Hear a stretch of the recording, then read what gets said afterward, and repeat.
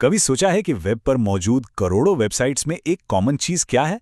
असल में वो है टेक्स्ट। तो चलिए आज HTML के उन्हीं टेक्स्ट एलिमेंट्स की दुनिया में एक गोता लगाते हैं जो सच में किसी भी वेब पेज की जान होते हैं। चलिए इस आइडिया को थोड़ा और आगे लेके चलते हैं। जरा सोचिए, अगर किसी भी वेबसाइट से सारा का सारा टेक्स्ट हटा दिया जाए तो पीछे क्या बचेगा? जी हाँ, बस एक खाली पन्ना। टेक्स्ट सिर्फ जानकारी देने का एक तरीका नहीं है, ये तो वेब की कह सकते हैं बुनियाद है। इसके बिना वेब जैसा हम जानते हैं उसका कोई वजूद ही नहीं होगा। तो चलिए इसी नींव में थोड़ा और गहरा उतरते हैं। देखिए यही HTML टेक्स्ट एलिमेंट्स हैं, असली बिल्डिंग ब्लॉक्स, जिनकी वजह से किसी भी वेब पेज पर कंटेंट को एक ढांचा और एक सही मतलब मिलता है। तो शुरुआत करते हैं हेडिंग्स से। इन्हें ऐसे समझिए कि ये किसी भी वेब पेज का एक तरह से ढांचा या कंकाल तैयार करती हैं। इन्हीं से कंटेंट को एक लॉजिकल, एक सही स्ट्रक्चर मिलता है। अब HTML में ना हमारे पास 6 लेवल की हेडिंग्स होती हैं। सीधी सी बात है, H1 से लेकर H6 तक। H1 हो गई सबसे बड़ी, सबसे ज़रूरी, मतलब पेज का मेन टाइटल, और जैसे जैसे नंबर बढ़ता है H6 तक उनकी इंपॉर्टेंस कम होती जाती है। इसको समझने का सबसे अच्छा तरीका है एक किताब के बारे में सोचना। जो H1 है वो हो गया किताब का मेन टाइटल, फिर जो H2 है वो हो गए उसके चैप्टर्स, H3 वो हो गए चैप्टर्स के अंदर के सबसेक्शंस, और ये सिलसिला आगे चलता रहता है ना? कंटेंट को ऑर्गेनाइज करने का एक कितना बढ़िया तरीका।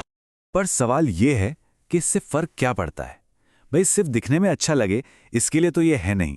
असली बात ये है कि गूगल जैसे सर्च इंजन वो पेज के कॉन्टेक्स्ट को समझने के लिए इन्हीं हेडिंग्स पर बहुत ज़्यादा निर्भर करते हैं। मतलब सही हेडिंग्स का सीधा सीधा मतलब है बेहतर SEO, और बेहतर SEO का मतलब सर्च रिजल्ट्स में ऊपर आना। चलिए ढांचा तो तैयार हो गया, अब बारी है इसमें असल कंटेंट भरने की, और इसके लिए हमारा सबसे भरोसेमंद साथी है पैराग्राफ टैग। तो नियम बड़ा सिंपल है, जब भी टेक्स्ट का कोई ब्लॉक लिखना हो उसे बस P टैग के अंदर डाल दीजिए। इसका फायदा, ब्राउज़र खुद ब खुद इसके ऊपर और नीचे थोड़ी सी जगह छोड़ देता है, जिससे पढ़ने वाले के लिए चीज़ें बहुत आसान हो जाती हैं। अब जरा यहां देखिए, फर्क बिल्कुल साफ है। एक तरफ है टेक्स्ट की एक लंबी चौड़ी दीवार जिसे पढ़ना लगभग नामुमकिन है, और दूसरी तरफ वही टेक्स्ट लेकिन अब साफ सुथरे पैराग्राफ्स में। जमीन आसमान का फर्क है ना? ओके, तो स्ट्रक्चर सेट है, कंटेंट भी अपनी जगह पर है। अब एक कदम आगे बढ़ते हैं। अब बात करते हैं टेक्स्ट में जोर डालने की, जिसे एम्फसिस कहते हैं, और यहाँ स्टाइल और असल मतलब के बीच का फर्क समझना बहुत ज़रूरी हो जाता है। यहाँ एक बहुत ही मज़ेदार और ज़रूरी बात आती है। देखिए, B टैग और स्ट्रॉन्ग टैग दोनों ही टेक्स्ट को बोल्ड कर देते हैं। दिखने में कोई फर्क नहीं, लेकिन उनके मतलब में ज़मीन आसमान का अंतर है। B टैग कहता है इसे बस बोल्ड दिखाओ, लेकिन स्ट्रॉन्ग टैग ब्राउज़र को, सर्च इंजन को चिल्ला चिल्ला कर बताता है कि अरे ये जानकारी बहुत ज़्यादा ज़रूरी है। और बिल्कुल यही फ़र्क I टैग और EM टैग्स में भी है। बिल्कुल, वे सिर्फ स्टाइल नहीं, मतलब जोड़ते हैं। इस एक लाइन को हमेशा याद रखिए। आज के वेब डेवलपमेंट में हम सिर्फ इस बात की परवाह नहीं करते कि कोई चीज़ कैसी दिख रही है, हम इस बात की परवाह करते हैं कि उसका असल मतलब क्या निकल रहा है। तो सवाल उठता है, हम इतना मतलब क्यों कर रहे हैं?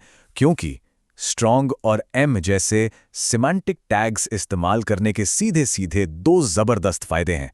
पहला, ये स्क्रीन रीडर्स की मदद करते हैं, जिससे वेबसाइट सबके लिए एक्सेसिबल बनती है। और दूसरा, ये SEO के लिए सोना है।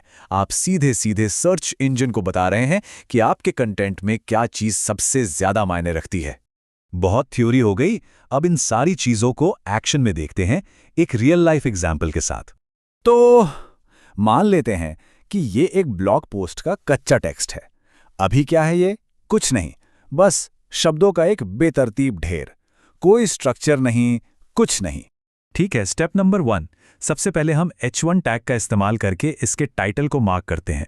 बूम, बस इतना करने से ही इस पेज का जो मेन मकसद है वो एकदम क्रिस्टल क्लियर हो जाता है। अगला कदम क्या होगा? बिल्कुल सही, अब हम सारे टेक्स्ट ब्लॉक्स को P टैग्स के अंदर डाल देंगे। और देखिए, अचानक से इसे पढ़ना कितना आसान और आंखों के लिए आरामदायक हो गया है। और अब फाइनल टच, किसी एक सबसे ज़रूरी लाइन या फ्रेज को हम स्ट्रॉन्ग टैग से हाईलाइट कर देते हैं। अब देखिए, हमारा टेक्स्ट सिर्फ स्ट्रक्चर्ड ही नहीं है, बल्कि ये अपना मतलब भी बहुत ही पावरफुल तरीके से कम्युनिकेट कर रहा है।